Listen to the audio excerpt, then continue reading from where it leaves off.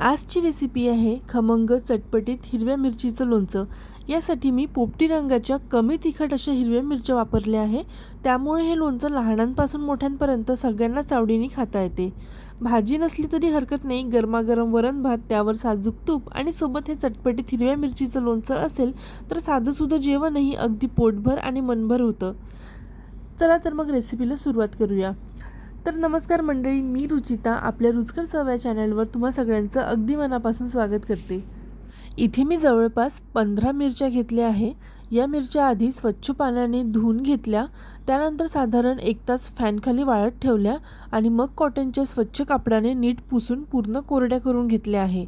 लोणचं बनवताना मिरच्यांवर पाण्याचा एकही थेंब राहता कामा नये, नाहीतर लोणचं लवकर खराब होऊ शकतं आणि त्याला बुरशी लागू शकते। त्यामुळे ही स्टेप अजिबात विसरू नका।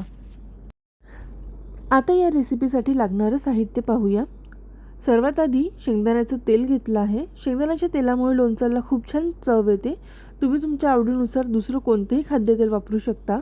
यासोबतच धने, बडीशेप, मेथीदाणे, मोहरीची डाळ, लाल तिखट, हळद, चवीनुसार मीठ, चिमूटभर हिंग, रेडीमेड लोणच्याचा मसाला आणि भाजलेल्या जिऱ्याची पूड आणि थोडासा गूळ देखील घेतला आहे। याशिवाय जवळपास 15 मिरच्या, 3 लिंब आणि 5 ते 6 लसणाच्या पाकळ्या देखील घेतल्या आहे। एवढ्याच साहित्यामध्ये आपलं मस्त चटपटीत आंबट तिखट असं हिरव्या मिरचीचं लोणचं तयार होणार आहे। आता या मिरच्या चिरून घेऊया। मी सगळ्या मिरच्या अशा तिरक्या कापून घेत आहे। तिरक्या कापल्यामुळे लोणच्याचा मसाला प्रत्येक फोडीत छान मुरतो, त्यामुळे लोणचं खायला आणखी टेस्टी लागते। यामध्ये अर्ध्या मिरच्या मी देठासकट घेतल्या आहे, तर उरलेल्या अर्ध्या मिरच्यांचे देठ काढून त्याही तिरक्या कापून घेतले आहे। तुम्ही तुमच्या आवडीनुसार देठ ठेवू शकता किंवा काढूनही टाकू शकता, दोन्ही प्रकारे लोणचं छानच बनतं। आता या चिरलेल्या मिरच्या एका मोठ्या बाउलमध्ये काढून घेऊया। त्यानंतर 5-6 लसणाच्या पाकळ्या घेतल्या आहे, त्या सोलून त्यांना उभे चिरे देत लांब लांब काप करून घेणार आहे। त्यामुळे लसणाची चव लोणच्यात छान मुरते आणि खायलाही खूप छान लागते। आता 3 लिंब घेतलेली आहे, त्यापैकी 2 लिंबांच्या प्रत्येकी 12 फोडी करून घेतल्या आहे। मी छोट्या फोडी केल्या, त्यामुळे त्या लोणच्यात छान मुरतात। लिंबू चिरताना शक्यतो त्यातील बिया काढून टाका, कारण काही बिया राहिल्या तर लोणचं नंतर थोडं कडवट लागू शकतं। उरलेल्या एका लिंबाचा रस काढून घ्यायचा आहे। हा रसही आपण लोणच्यात घालणार आहोत, त्यामुळे मसाल्याला थोडा ओलावा मिळतो, तेल आणि मसाला छान एकजीव होतात आणि लोणच्याला छान आंबट आणि चटपटीत अशी चव येते। आता आपण लोणच्यासाठीचा एक खमंग मसाला तयार करून घेऊया।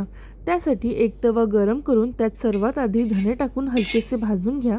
त्यांचा छान सुगंध आला की ते भाजून झाले असं समजा। त्यानंतर त्याच तव्यावर बडीशेप आणि मेथीदाणे हलकेसे भाजून घ्या। भाजून झाल्यावर धण्यांसोबत एका ताटात किंवा बाउलमध्ये काढून घ्या। आता गॅस बंद करा। तवा अजून गरमच असतो, त्यामुळे त्यावर मोहरीची डाळ घाला।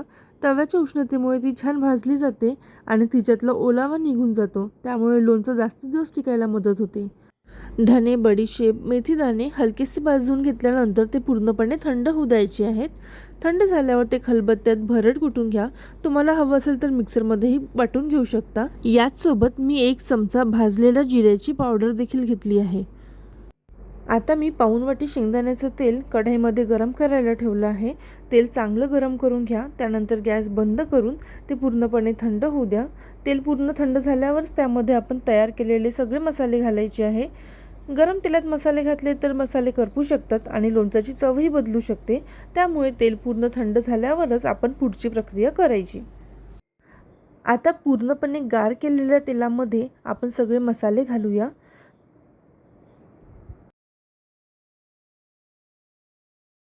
आता हे सगळं छान एकजीव करून घ्या।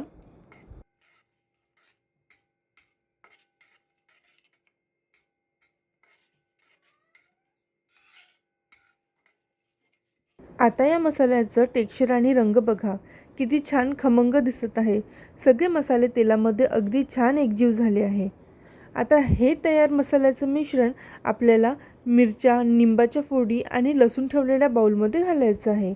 त्यानंतर सगळं हलक्या हाताने पण व्यवस्थित मिक्स करून घ्या। इथे मी गूळसुद्धा वापरला आहे। सगळं व्यवस्थित मिसळून घेतलं की मसाला प्रत्येक मिरचीच्या आणि लिंबाच्या फोडीला छान मुरतो। अशा प्रकारे आपलं चटपटीत आणि खमंग हिरव्या मिरचीचं लोणचं बनून तयार आहे. हे लोणचं चवीला आंबट, तिखट आणि हलकंसं गोडसर लागते. पोळी, भाकरी, पराठा किंवा गरमागरम वरण भातासोबतही खायला खूप टेस्टी लागते. हे लोणचं साधारण 8 दिवसात छान मुरतं. पण खरं सांगायचं तर ते इतकं चटपटीत आणि चविष्ट झालं होतं की आम्ही दुसऱ्याच दिवसापासून खायला सुरुवात केली. आता मी तुम्हाला हे लोणचं 4-5 दिवसांनी दाखवत आहे, त्यामुळे तुम्हाला थोडं कमी दिसत असेल. पण आता तुम्ही नीट बघू शकता, प्रत्येक मिरचीच्या फोडीला मसाला किती छान मुरला आहे आणि रंगही खूप सुंदर आला आहे. त्यामुळे माझ्या म्हणण्यावरून एकदा हे लोणचं नक्की करून बघा. कधी-कधी ना स्वयंपाक करायचा मूड नसतो, बाहेरचं खायची इच्छा नसते, घरचंच काहीतरी साधं असं जेवण हवं असतं.